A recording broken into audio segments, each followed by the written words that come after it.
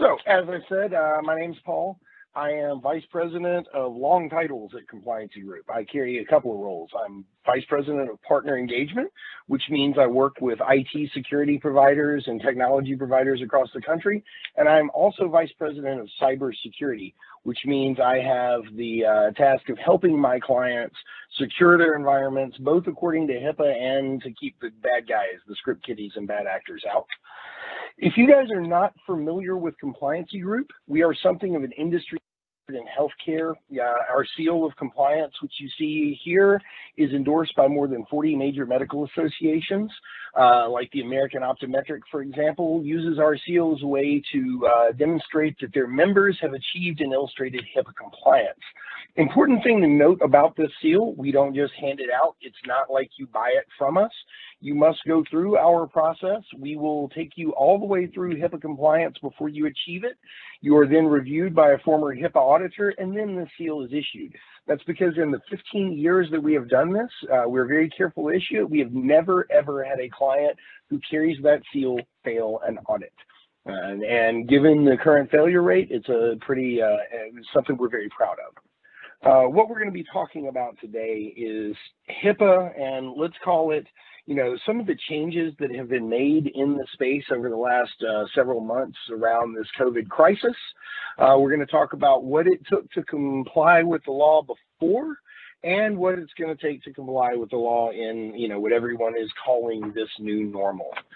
So when COVID started, because as I said, we are something of an industry standard in healthcare, our phones blew up. We were incapable of almost doing sales because we had so many phone calls going, did the president just say HIPAA's been suspended? What do I do? I'm going home now. How can I work? How can I address my patients safely? What do I do with all these folks that I sent to the house? And then, of course, lastly, what has changed, right? So we're going to try to dive into that today. I promise I won't turn this into a long, boring talk on HIPAA where we go through a 1,000-page law, but I will try to, take some of the mystery away and let you guys understand exactly what it's going to take to comply with this thing. So first and foremost, when the COVID crisis started, Health and Human Services did make some immediate changes. And then if you guys have been paying attention in the last week, something else has been added to this. So the first changes that they made that got our phone lines blowing up so much, they were, I'm going to say, not very clearly explained. As a matter of fact, in just a quick press conference, the president came out and said, we are making it easier to do telehealth. We're practicing discretion and enforcement of HIPAA. So, of course, everyone thinks this means I can jump on my cell phone and now use TikTok to, to treat my patients. Nothing could be farther from the truth. In fact, all that really changed in that first round, two of the things have very little to do with truly like telehealth and technology. The first two things that changed were they made it easier for patients to find medical providers across state lines. So it no longer matters that you're in California and I'm in Tennessee. If you have a telehealth platform that I want to use, then you're going to be able to treat me. They made it easier to do that without having to travel. The second thing they did is it's really a billing thing. So again, does not alleviate a bunch of pressure or take away risk from those in the healthcare space. It just made it easier for providers to reduce or waive Medicare beneficiary cost sharing. I have trouble even saying that. But again, it has nothing to do with IT at all. It just kind of got thrown in there. The one thing that did change, it's kind of a tough one to talk about, okay? So they made it easier to do telehealth by saying, at least during this COVID crisis, you are no longer required to have a business associate agreement in place with your telehealth service. Now, when I say telehealth service, right, we're referring to the video conferencing system itself, the tool that you're going to use to talk to those clients, to those patients, or honestly, the tool that you're going to use to talk to your own employees. You see, previous to COVID, if you wanted to use any telehealth platform out there, you had to sign a business associate agreement with them the same way you would with your email provider or your backup provider, or let's say like 46 Solutions, your IT provider, right? But because all of a sudden every doctor in the country ran home and jumped on Zoom, and Zoom has a very expensive, call it $200 a month version of their platform, which is HIPAA compliant, and they have a free one, which is not, the government realized there wasn't time or the resources to get all of these doctors set up on the right platform, so they're going to cheat and let you use anything that's not publicly facing. So what this means is now you can use Apple's FaceTime, Facebook Messenger, Google Hangouts, the free version of Zoom, the free version of GoToMeeting, the free version of Skype. All those things are kind of fair game. You're no longer expected to execute that business associate agreement. Now, that does not mean you can use TikTok. That does not mean you can go out and use your Facebook Live. Anything that is publicly facing, meaning just general people out there can log onto some feed and check this out, obviously is forbidden. But I'm going to be honest, guys. Just because you can does not mean you should. We're going to talk today about what makes a telehealth platform compliant, what they're doing on the back end that makes it safer to use than, say, another solution, and understand that just because they're going to let you do it now, there's two things to really keep in the back of your mind. The first is this doesn't last forever. The second is the government is terrible at updating you. So they've created a law, or they've suspended a law. They said you can do all this stuff for the time being. There's no firm date set, and nobody's going to call you or email you or even give a really clear press briefing that says it's over and now you have to jerk back to using everything with the BAA.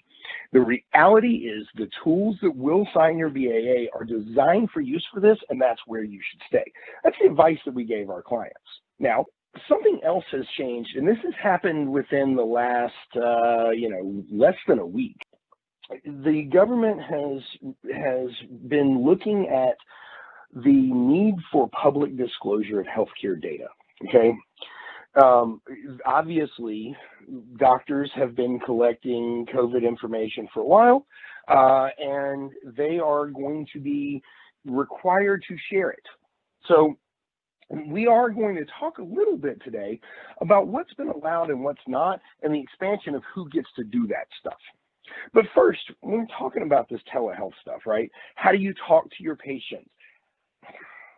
I told you, one of them's compliant, one of them's not. It boils down to one thing. Will the platform sign a business associate agreement? I know I told you the government doesn't require it right now. The question is, will they sign it? And if not, why not? You see, with Zoom, with Skype, both of these guys actually have a utility that is designed for use. It means that they've built in all the security around it. And yes, as long as you're willing to pay for that version, they're going to sign it. Apple's FaceTime, I hate to break it to you, Apple's not signing anybody's business associate agreement. Apple is built around collection of your data. It is the antithesis of what they do to assume that they're going to build in massive privacy protections. Unfortunately, the Apples and the Googles of the world are directly tied into customized advertising basis, which means that they are going to track information from you. So again, if this wasn't the COVID world and you were to call us and ask, and you say, which one of these platforms should I use? They all have their pros and cons. At the end of the day, the question becomes, will they sign the business associate agreement? The reality is that you're going to use these platforms for a lot more than just telehealth. If you look at what's happened in our country as we've moved through the current crisis, you will realize that one of the things that we've had to do is continually adjust and continually adapt. So the session being secured originally was enough. We could say, okay, it was enough that doctors are using a session that's encrypted at rest, right? But everybody heard about the Zoom bombing. I'm pretty sure everybody out there remembers hearing about how all of a sudden I'm sitting here doing this session and somebody takes over control of it and starts writing bad words on the screen, right? So what happens with these platforms? They have to change. They have to start adding in controls to prevent the hijacking of this, okay? So just like any other business, as they adapt, the companies that are designed to work in healthcare are going to move closer and closer and closer to what's required. They're going to, Zoom, for example, suddenly has the waiting rooms. I know everybody's seen that stuff. That's going to happen with them. These other platforms, your Apple FaceTime, they're just going to continue business as usual. Once you talk about the video sharing piece of this, and we're talking about patient data, I do want to emphasize that it's your data too. This is my team. This is Compliancy Group. It's not all of us. It's all I can fit on the screen. Tell you about us. We're about 36 team members right now. Right when COVID hit, we were at 30. My owner, our CEO, does not believe in pointless meetings. We never have. We are using video conferencing day in and day out every single day to keep our team close. The conversations range from, a company happy hour where we're all having a good time to the rollout of new products and new solutions, pricing changes and all these kind of things. That information is secure to us as well. So back to just because you can doesn't mean you should. Realize, okay, Health and Human Services has said I can use some non-compliant platform. The risk of that data getting out there is very high. I don't want the conversations from my team replayed on YouTube, right? It's not okay. You don't want to dump this data out there. So outside of, we said encryption for your telehealth platform, what does Health and Human Services actually require? What are they asking you guys to do to comply? What are they asking Zoom and Microsoft Teams to do on the back end before they can sign that business associate agreement? Now, it's a trick question. In your head, all of you probably assume that the answer to this question is a whole bunch of IT stuff, right? Like everybody's now looking to see firewall, antivirus, all those things. Eric's team provide. The catch is, when they wrote the law, they didn't come out that way and give that kind of clarity. In fact, this is what Health and Human Services requires from you. Everybody take a look at them. I promise you I'm not going to get super boring, so I'm not going to read you 7 rules here. I think everyone can do that. But look at them closely and tell me, where's the IT stuff, right? Where is all that technology? I'll tell you, it's buried in a few of these, okay? So for example, it's buried in effective lines of communication. It's buried in how you talk to your employees, how you talk to your patients, how you move that data back and forth, effective, safe lines of communication. IT is buried in number 5, internal monitoring and auditing. That sounds weird, right? How is my firewall, which protects me from the bad guys, wrapped up in internal monitoring and auditing? It is the monitoring, logging, and auditing that allows the firewall to do its job, the same way with all the other security tools that we're going to put out there. And then responding promptly to detected offenses. And Eric, I think you'll agree with me, antivirus ain't enough anymore. It's not enough to go out and buy something at Best Buy that has definitions. I'm not going to, I'm not going to assume everybody knows how antivirus works, so I'll throw this out there. Antivirus, by definition, simply has a giant list of bad stuff. And if you fall into that list, it won't let you run on the computer. Sounds great, except when you realize that they're creating new bad stuff every single day that no one's ever seen before, called zero-day threats. Antivirus is not effective at that. In fact, it takes something much more technologically advanced to see the threats of today. We call that EDR and MDR. I call it endpoint protection. So if you talk to IT and you say, hey, I threw it in Norton, they're going to tell you you're wildly exposed. That's because the security brain in their head goes off and goes, ooh, I need EDR, MDR. HHS doesn't recognize the difference between them. They want to know that if you get owned, if somebody gets in, bam, you can do something about it. And you're expected to have that in place.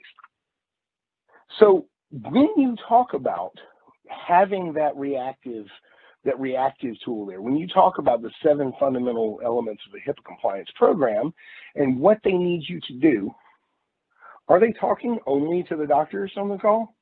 Are they talking only to the dentist? Is all this stuff only applies to a subset of the economy that's doing medical treatment? No, guys, healthcare is one of the largest sectors in our economy. It is under attack every single day, and it is very heavily enforced against. The reason is because aside from making up nearly 26% of the U.S. economy, Healthcare, unlike, let's say, some of the other really big sectors like manufacturing and finance, healthcare is not dominated by a very few very large corporations at the top of the pyramid doing trillions of dollars in revenue, and everybody else, there's a few folks below them. No, no. Healthcare is made up of 5 million small to mid-sized businesses that are, let's say, 250 users or less, most of them much, much smaller than that, privately owned. And because of this, both the hackers know it. Hey, why would I go after a bank when I can go after a doctor who doesn't have advanced security and a full threat hunting team behind them? But the government realizes as well. The government realizes that, for example, the $6 trillion that they've shelled out recently in bailouts the U.S. economy went right into the pockets of all these small business owners. And therefore, when they're going to start enforcement, which is what the government does to try to get money that they've given out back, that's who they're going to go after. So healthcare is extremely under attack, and it's made up of more than just, a couple of big hospitals. As a matter of fact, healthcare is everyone conceivably involved in the transfer or moving of PHI. Anybody involved. That means, yes, the doctors and the dentists, but that also means attorneys, billing agents, IT providers like 46 Solutions. It means the compliancy group. We sell into healthcare. We are in healthcare. If I am your vendor, then I am in this with you. And therefore, everyone out there is looking for safety from this. The software as a service companies are worried about being hacked for data that they're, patient data. Attorneys are worried about being hacked for insurance data. But at the end of the day, Health and Human Services, this is the regulatory body that's going to issue out the fines once OCR, the Office of Civil Rights, completes their investigation. Health and Human Services does not delineate between them. If you are a doctor or you are a lawyer, you are equal under this law, and they're going to come after you just as fast. I don't know if you caught it in the slide before this one, but the failure rate for a HIPAA audit in the United States is 94%. That is over the entire lifespan of this law.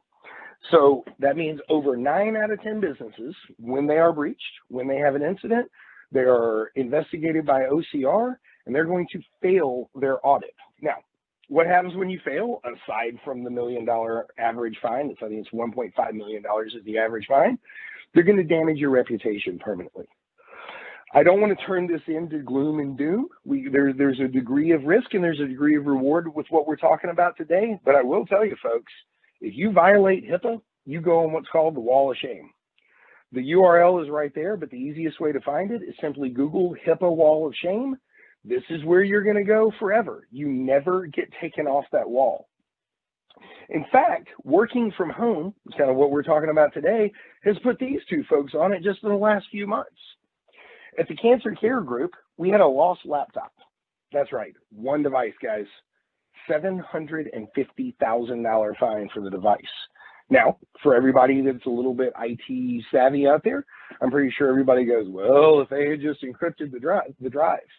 It didn't get that far. They got fined $750,000 before they found out if the computer was encrypted or not. Because when it was stolen, when they reported the incident and the breach, the first thing that OCR asked for was their most recent risk analysis and all their policies and procedures. They didn't have it.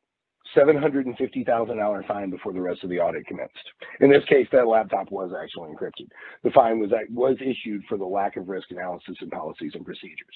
In the second case here, and I use this one because I want to emphasize that not all breaches are IT related. This is a personal matter. You have an employee getting a divorce, leaves physical records in her ex-husband's car. He decided they ain't friends no more. He called and ratted her out. Her organization was only fined $250,000 or $240,000 because it wasn't electronic and it wasn't actually stolen. They were fined this because they didn't have compliance guidelines, i.e. policies and procedures. There was nothing that told her her job depended on not leaving that in his back seat, that she can't leave medical records laying around, that emphasized to her the importance of what she was doing. Had they done that, she would have been at fault, not them. But instead, Here's your $240,000 fine. I'll throw one more out there. It was just issued within the last week. We had a $1 million fine for a single loss laptop issued last week, only 20,000 records on it, but that one was unencrypted, and their last risk assessment identified it. They did nothing about it. So what are we going to do, guys? I mean, it sounds like doom and gloom and there's no way out of this. It's not the case. Reality is, while the attacks are becoming more and more intense, and yes, I will tell you, hospital administrators, these are the big guys. I don't know if there's any of you on here, but if you feel woefully unprepared and afraid, guess what? So does everybody else. Reality is, no one out there is doing this perfectly, or very, very few. Remember that 94% failure rate I gave you? The fact is, because of a lack of understanding, the right things are not getting put in place. The reality is, we are starting to see, let's say, different risks emerge. If you back up 3 years ago, and I'm doing this presentation, I'm going to talk to you about the fact that if your patient data gets stolen, they're going to steal their identities. They're going to create fake credit cards. All that stuff is still very real, but in 2020, people are starting to die. Study done last year directly tied an increase in heart patient deaths to hospitals that had experienced a breach within the previous year. The lack of treatment records, lack of medical information at critical times has actually allowed people to die. And then this year, the one that's up on the screen right now, should terrify everyone in medicine. There's a new form of malware that lives on the host machine that you use to interact with your imaging equipment.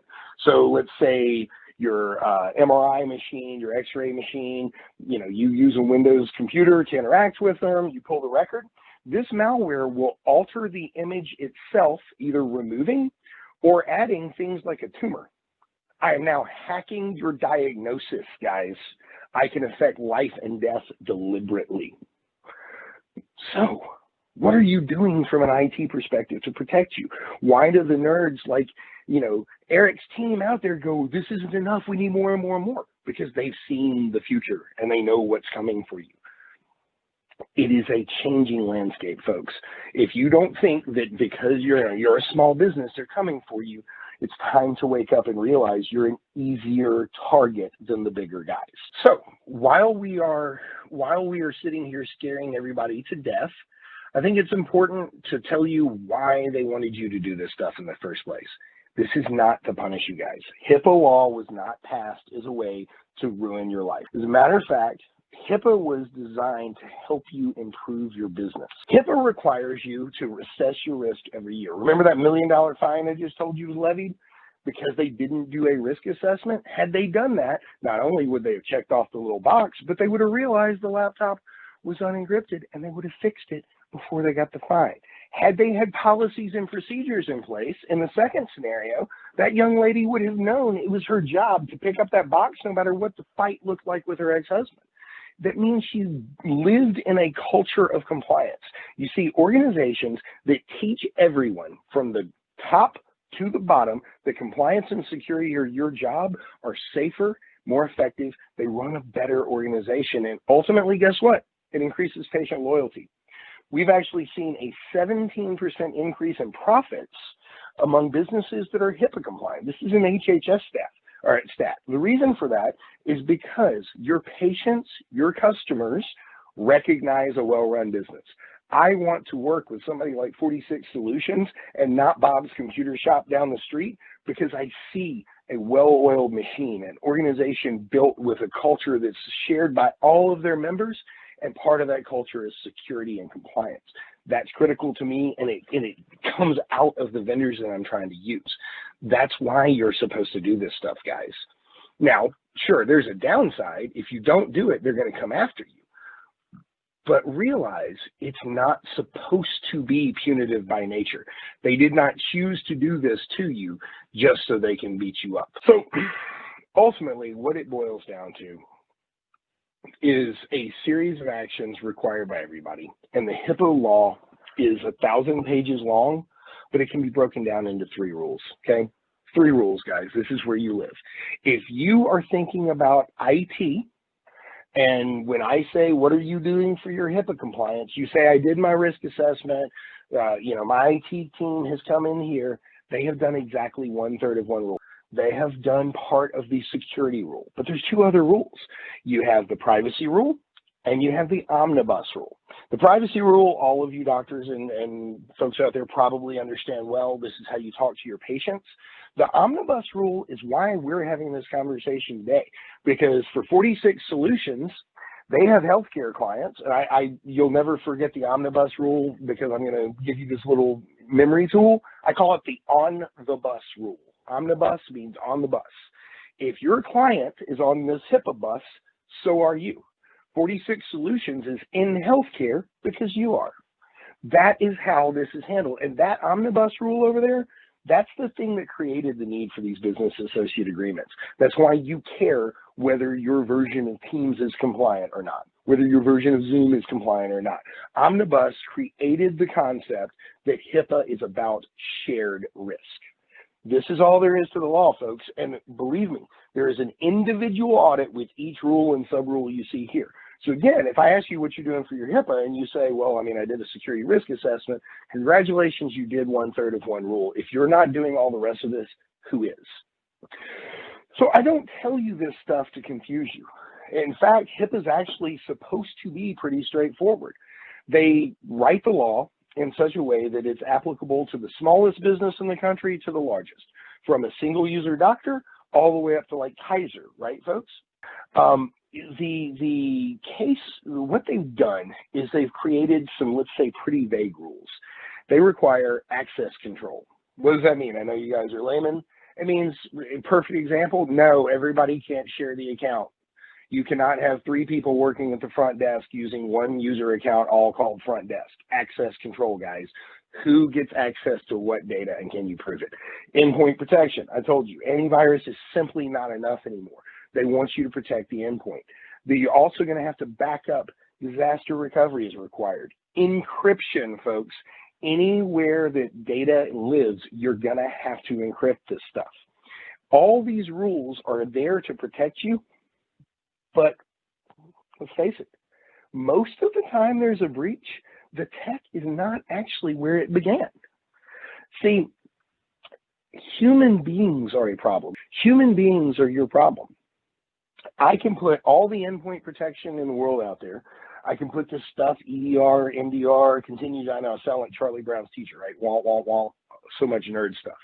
I can throw all this stuff at you and still you're going to fail your audit, because what if you don't teach your people what their job is? You see, most of the time there is a breach. Over 76% of the time it's caused by human error. Someone doing something dumb. Worse, about 1/3 of the time, that error is actually caused by the IT department themselves, or the security officer, or the compliance officer, the person who's got the keys, the guy who's in charge of keeping everything from going wrong. They make mistakes because they're so worried about this. They're forgetting that there's more to it than that. The administrative pieces, the compliance pieces like policies and procedures, employee training, they simply get left out. You put in your firewall, you wipe your hands in your pants, you go, whew, got that taken care of, and you move forward. You haven't protected yourself. Instead, you've created a huge gap where all your employees can continually put you at risk. It takes policies that reflect what you do as an organization and employee training to prevent what happened to this guy. I don't know if anybody remembers this, but in Hawaii, all of a sudden, everyone that lives there, your phone started going off telling you that China was about to nuke you. Emergency management system fired off all these fake alerts. The whole country, or the whole state, freaks out. It was all because of this gentleman right here. If you look very closely, right behind this guy, on his monitor, is the password to the system. He couldn't remember it, so he wrote it down, and this picture is from his Facebook post. He was very proud of his job helping protect Hawaii, and he put his Facebook up with the password in clear text right there on the screen. You see, all the tech in the world couldn't have protected the state of Hawaii. They had great systems, but this moron right here, sorry buddy, posted up the password for everyone to see. If you do this and you say you're a medical professional, what about your own passwords to systems that are sitting there on your monitor for that receptionist, for that doctor, for that nurse? It's human behavior.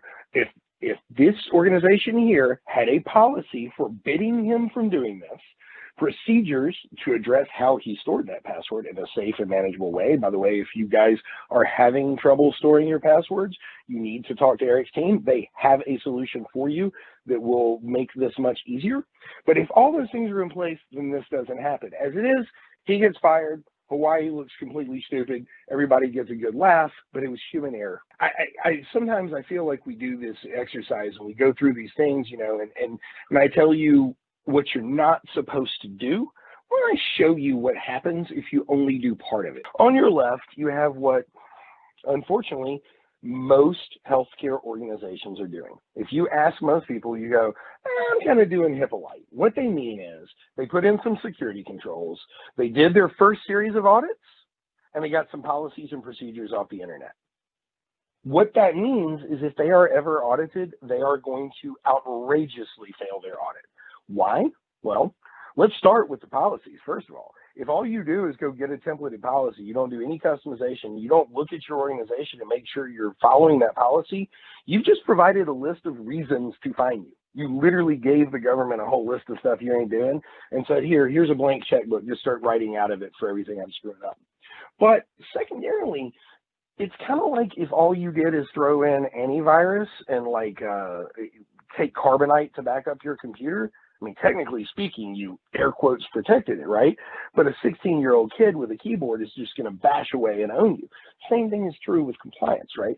So if all you did was your IT risk assessment, great, that 1/3 of the one rule we talked about, you've knocked that out. You have not looked at the risk from your human perspective, organizationally. You haven't looked at the privacy functions within your organization. They're going to fine you for that stuff. It takes all of it. You're not going to fail your audit if that's what you're doing. This is not a pick up and put it down thing, guys. You've got to continue it every single day. It's that culture of compliance that we're talking about that they're looking for.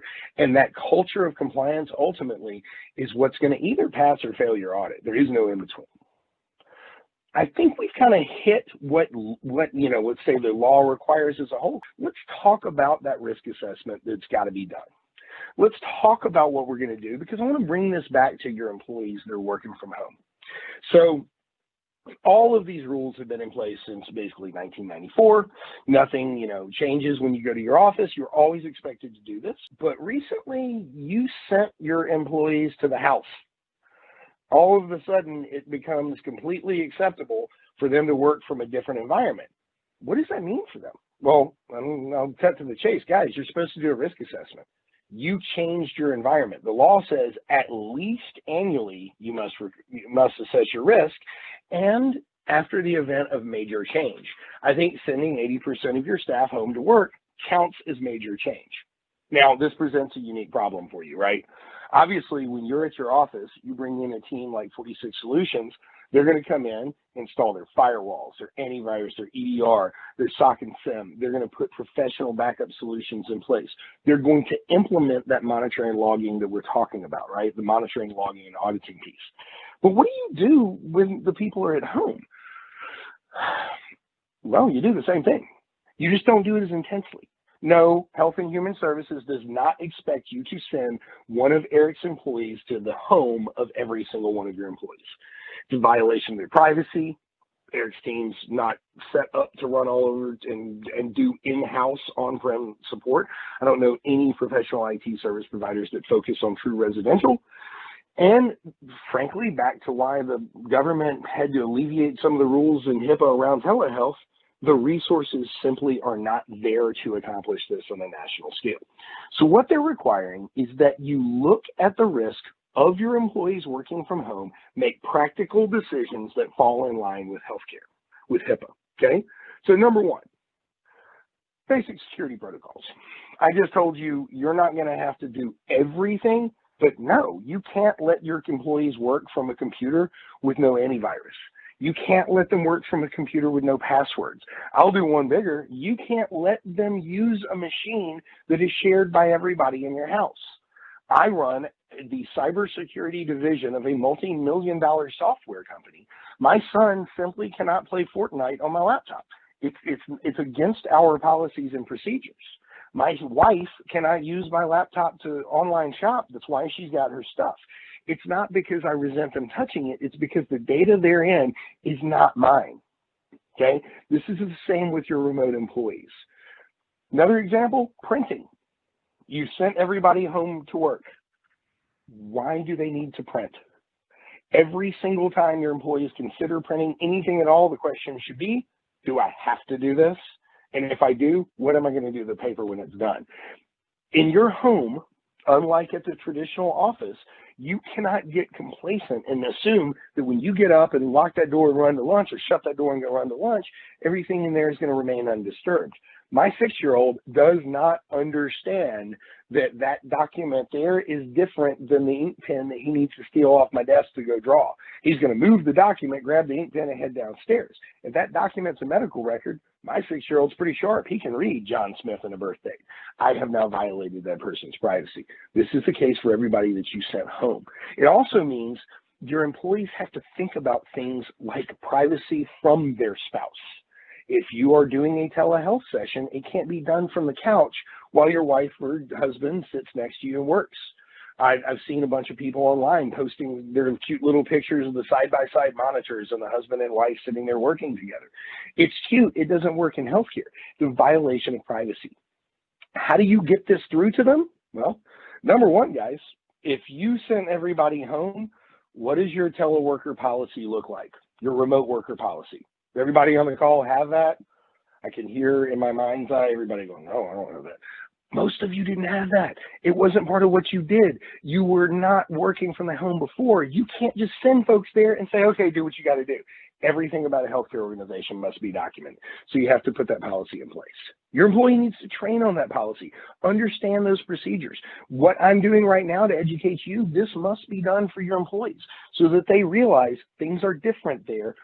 I'm working from home, but all that stuff I had to do from the office, all that still matters. Everybody's heard the term VPN, it's a virtual private network. I don't expect you to have Eric's team come in and throw a $2,000 or $3,000 firewall in every home of every employee. I get it. You can't afford it. The government's not going to make you do it. But they're also not going to let you just like work complacently from that thing that Comcast or AT&T put in your house and calls a firewall or router. Router and firewall are two different things. Somewhere, somehow, your network traffic's got to be protected. That's where your IT teams come in. That's what this thing, the VPN, is. A VPN is like a tunnel between you and that firewall you paid for at the office. It means that your employee working from home, their internet traffic is still going out of that thing that you pay to protect at the office. So no, I don't have to have one at your house. You log into the VPN and you work at mine from the office.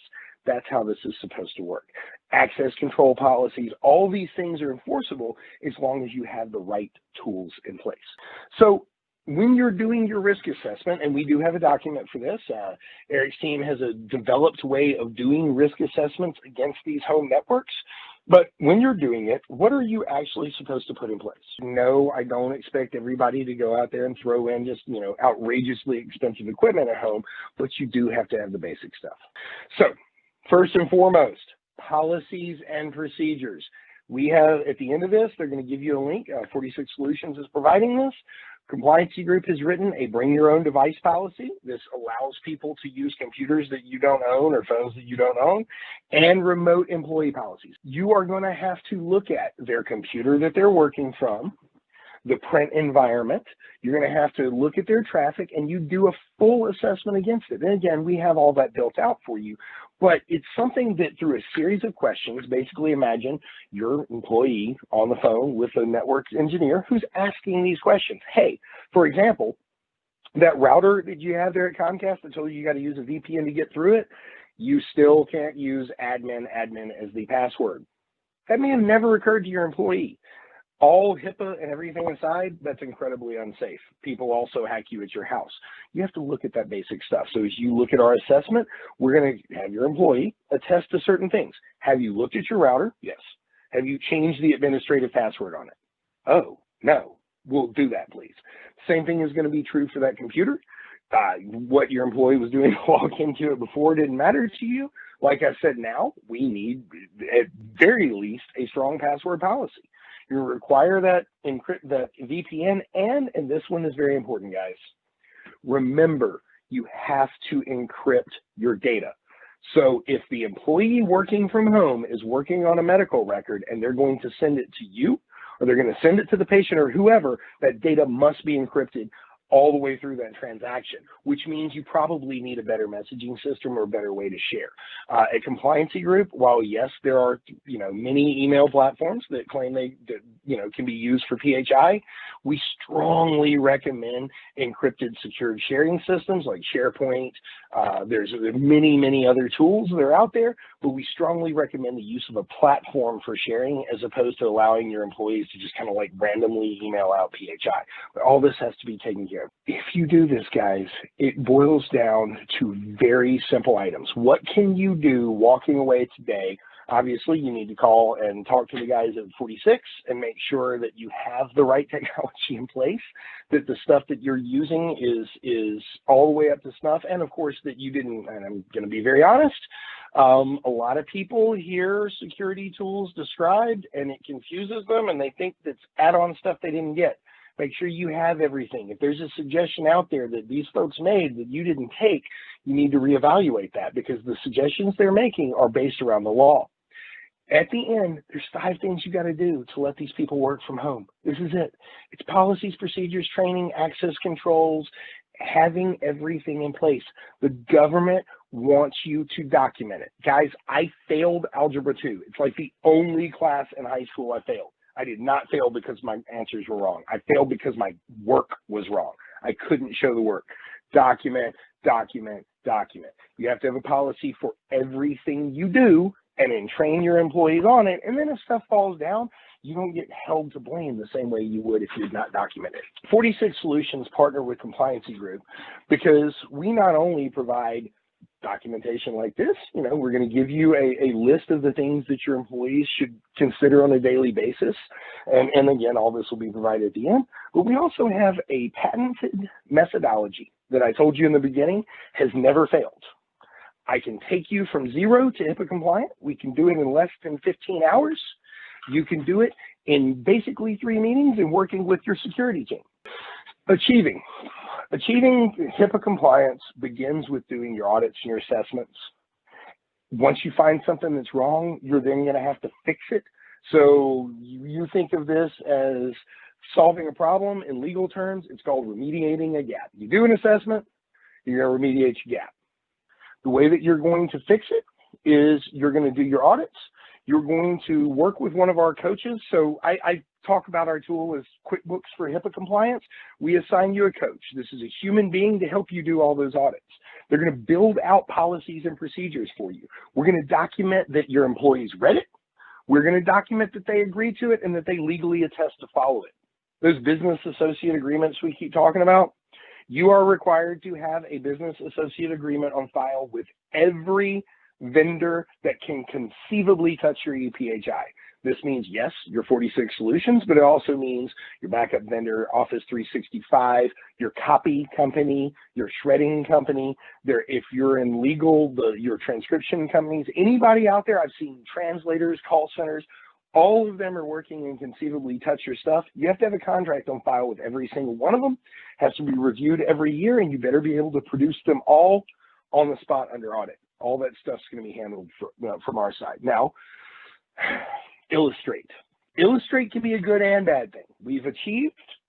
Now, the seal is going to illustrate to your patients, to other businesses, to everybody that you run with, what you've done, that you take HIPAA compliance seriously. A good compliant business can advertise around their own compliance, saying, look at me, you want to work with me as opposed to other people. But illustration also means you had an incident. Bad things happen to good people. You got breached. You reported according to the law. Now, I don't know if everybody knows this. Once you report and you get your letter under audit, you have 10 days to comply. You got to turn it all back around almost overnight. That is illustration. By using our methodology, by loading it through our system, and by following our process, we actually do this for you. If you are ever audited, I told you none of our clients have ever failed. That is because our clients don't answer those questions, we do. And we will show your work. If I had had a tool like this, I wouldn't have failed Algebra 2. I could have illustrated how I got to my answer. And then maintain. I told you it's a marathon. It never stops. Every year, you must go back through these processes, make sure everything is still in compliance, that you're still doing all of this stuff right, and that nothing has changed every single year on repeat. If you skip this year, next year you get an audit, you are going to be fined for everything you skipped last year. It is a nonstop, never-ending cycle. So achieve, illustrate, and maintain. It takes you on average between 8 and 10 hours to do it, and it completely transforms your business into something that's both protected, well-built, and organized. There's nothing better than a team of people that all know what their job is and move in unison towards a goal. The goal of compliance is to help you do that. Finally, last 3 steps to success. Guys, if you didn't hear anything else I said today, things are different than they were last year. If you were completely compliant in 2019, everything in your business was being done correctly, and you just sent everybody home, that is a major, massive change. You have to adjust that through policy and procedure. So it's not enough to say you're doing it, you have to be able to prove it, right? Number 2, use the right tools. Guys, I said in the beginning, I know the government says you can use anything for telehealth that's not public facing. It's your patient that's going to end up on the news. There's a doctor in San Francisco, I like real world examples. A doctor in San Francisco had his patient's mental health treatment streamed on YouTube because he used a free telehealth platform. I'm not going to call out the platform. He used a free telehealth platform. Don't do it. Use the right tools. They're not all created equal. Antivirus ain't enough. And then lastly, if I've said it once, I've said it 1,000 times. Policies, procedures, and training. If you didn't document it, if you didn't tell your employees that they can do it, then they can't. It is up to you to make sure that they know what their job is and to make sure that every single year, any changes made to that, any expansion to that is clearly and in a way that can be proven communicated to that team. If you don't do it, all these things are going to end up huge fines for you, okay? A lot of data. 46 Solutions brought me in today to try to clear some of this stuff up. I hope I've done a good job of that, but by the same token, I feel like there's questions I've probably raised for you. Don't do this alone. Don't run out there and assume that you have to do all this research or, turn to Google. That's what these guys are here for. You have a partner in 46 Solutions that cares enough about your business to bring people like me in. It's, there's no benefit to them except for the fact that what they are trying to do is make sure you're safe and you're compliant and that nothing bad happens to you. They're trying to build you a house, somewhere that you can sleep at night and feel comfortable and warm and safe. Like I said, they do have some resources for you. We provide a HIPAA book. We also have our remote employee training policies and procedures, and we have that BYOD policy. You can get all of that stuff from them. Hit 46 Solutions, request this information, they will pass it down. And if you would like a consultation with one of my HIPAA experts, it is completely free. Simply include that request and they will line that up for you. It takes about 30 minutes and we'll talk to you about your business and exactly what we can do to help you. Yeah. Eric, I have a question for you real quick, one that comes up a lot, if you don't mind, and this is one that actually came out of a session I had Friday. I'll let you address this to your folks. The question I got from this guy was, hey, I use Office 365 for all my EPHI. That means I don't have to worry about backups, right? It's in the cloud. Can you go ahead and answer that? Because when I heard that question as a cyber guy, my jaw dropped. What do you think? Yeah, sure. Microsoft Office 365 is not a backup, guys. I know a lot of people think just because their data is in the cloud that it is a backup. All it is just your data hosted on a server, but Microsoft tells you they're not promising to back up your data. So if the server goes down, your information is lost. They don't have another backup somewhere else. You get crypto locked out of that cloud. There's no backup. So we at 46 Solutions will provide a backup solution for you to make sure that you always have backup data just in case something like that happens. Because like Paul said, the biggest security risk is people. And we also help train people to avoid those phishing scams, those cybersecurity risks that you see in emails, text message links, things like that. Yep. Great answer. Great answer. Like I said, I didn't even know what to say. The guy on the call with me was like, no. Yeah. No. So, it's in the cloud, right? yeah, right. So guys, again, thank you very much for your attention. Eric, Crystal, thank you so much, A, for all the assistance. Sorry for the technical difficulty, and B, for the invitation to speak to your people. Really, really appreciate it. And again, my contact info is up there. We're not creative with my email. It's Paul at Compliancy Group. Please feel free to reach out. Thanks so much, guys.